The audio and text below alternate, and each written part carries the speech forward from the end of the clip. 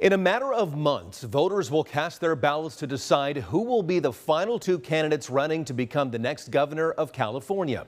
Joining us now to make his pitch to voters on why he should be one of the finalists and ultimately the next top executive officer of the state is Leo Zacky. Mr. Zacky, thank you for joining us. We appreciate it. It's a pleasure. Thanks for having me on. All right, so to voters who may not be familiar with you and your work, what would you like Californians to know about yourself?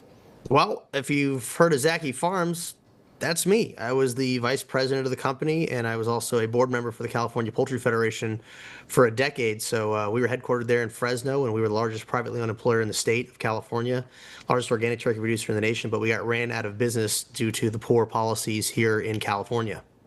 And so I've developed policies, and I have a real plan forward for everybody. All right, let's get into some of that. What makes you, in your mind, the best candidate to become the next governor of the state of California?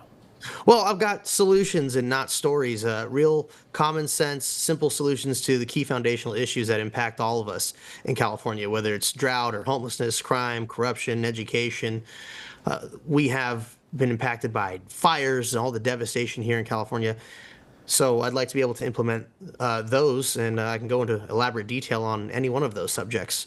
And unfortunately, my opponents don't have any of that, nor the background or actually being a fourth-generation Californian and someone with an ag business background like myself.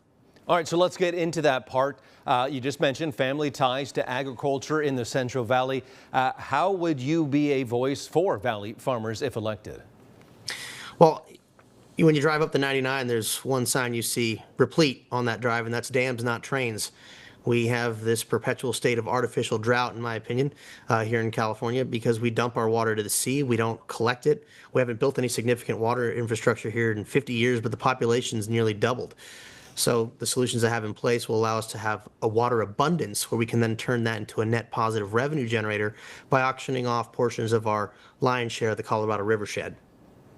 So that's one particular issue. What other issues in your mind, if you become governor, do you think need to be addressed on day one?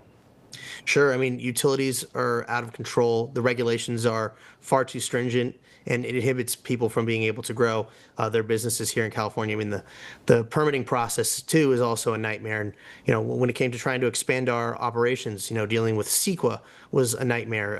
Our utility costs were through the roof.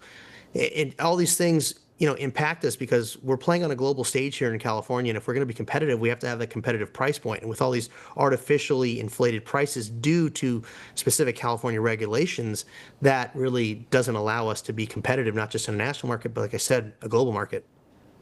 What do you think that it is out there that separates you from some other candidates, including big names like TV personality Steve Hilton or former Representative Katie Porter?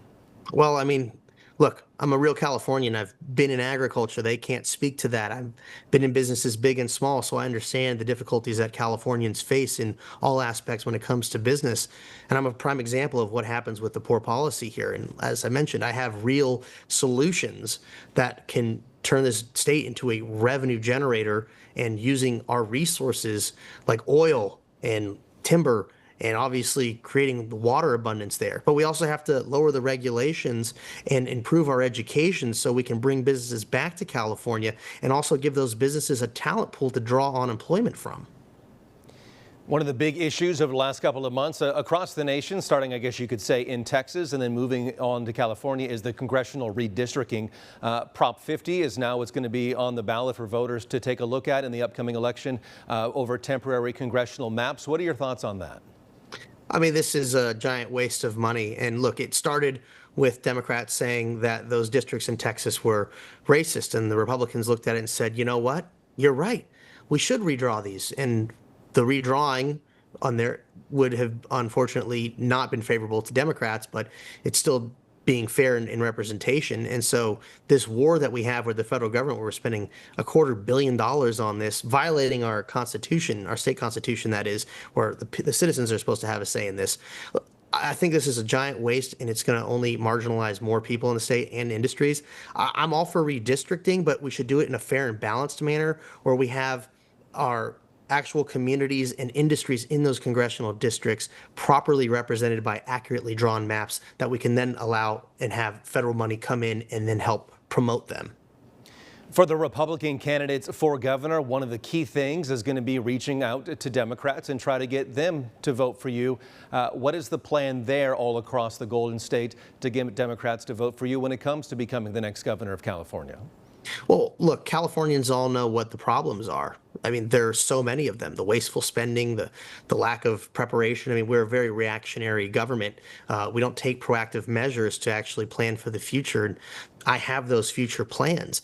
We have to stop this train to nowhere. It's a waste of money. We have to harness and collect our water and utilize it and turn it into a net revenue generator. We have to use our oil, extract it here, refine it here, sell it here so we can have cheap gas. That makes cheap for logistics. Everything gets better. You have to use small modular nuclear power plants to help power those desalination plants I'd like to use. That will bring the cost of energy down. The water will become cheaper and more abundant. As I mentioned, the timber that will help eradicate the invasive bark beetle, destroying our beautiful hardwood trees here in the state, but also having them go and remove the underbrush. We have a homeless crisis here. It's a mental health crisis compounded with a drug epidemic exacerbated by a failed education system. We have to actually get them off the street using our vagrancy laws and getting them into a program I call Homeless to Home, where we provide actual treatment for their mental health and drug habit, and also give them the job skills so they can earn a living wage. And when they exit the program, they're off drugs with money in their bank account, eligible for government assisted housing, and anybody who hires them coming out of the program would get a tax incentive for doing so. Education, vocational skills are important. We're not teaching our kids anything about shop class. They don't know the difference between a Phillips and a flathead. I want to have a UC school dedicated to just vocational skills, where kids can get educated in auto maintenance and HVAC and electricians and carpentry and plumbing. All these useful tools that we're missing out on here in our talent pool in California. You just went over a lot of topics that are obviously very important and pressing to you. Is there something that you did not discuss, or something that I have not asked you about that you would like to use on your platform right here on Sunday Morning Matters as we wrap up?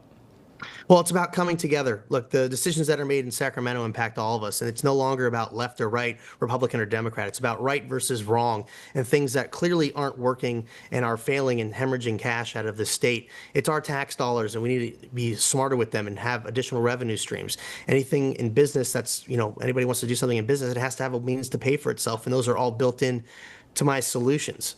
Just because I'm a Republican does not make me an enemy. I'm just a regular guy. I play ice hockey, I snowboard. I've been in business, and yes, I have a unique background in ag, and that's what sets me apart. It's the solutions. I'm not here to give you a story. I'm here to bring real answers to Californians and make the quality of life better. I'm sick of my friends moving out of state. It breaks my heart. Things are unaffordable, and it doesn't have to be that way. These are man-made problems. They require man-made solutions, and I have them. Candidate for California Governor Leo Zacky joining us on Sunday Morning Matters. Thank you so much for your time, sir. Thank you, and God bless, and Charlie Kirk, and rest in peace. And this is a tragedy for all of us.